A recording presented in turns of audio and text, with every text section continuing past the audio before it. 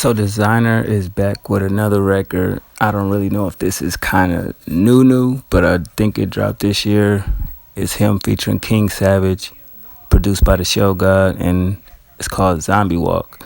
Good album art, you know what I mean? I think the song is cool. It's got a cool beat with it. I think the hook is decent. The lyrics are just basic. You got the auto tune in there. The content consists of money, drugs, violence, the etc. Etc. Things that basically go along with the whole street music. Yeah, it sounds southern, but the thing that I had to go research before I actually talked about this nigga, his voice actually sound how he raps. Like people say he sound like Future, you know, but he sounds like that. It's the same thing with Shine when they say, yo, he sound like Big, but when he talk, you kind of hear it. And the nigga that Jim Jones has signed, like, yo, he sound like Jay-Z.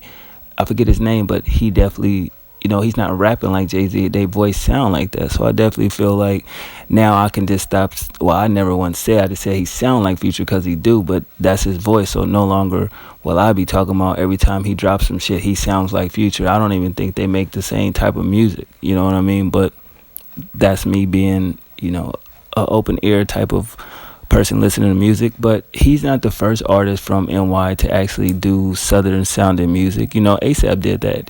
He basically was influenced from, Houston, Texas. So it is what it is on that point. I don't see why people is criticizing him because of that. A lot of artists, started, working with southern artists and actually using that sound. I can go on and on about who, but it ain't about them. It's about Designer.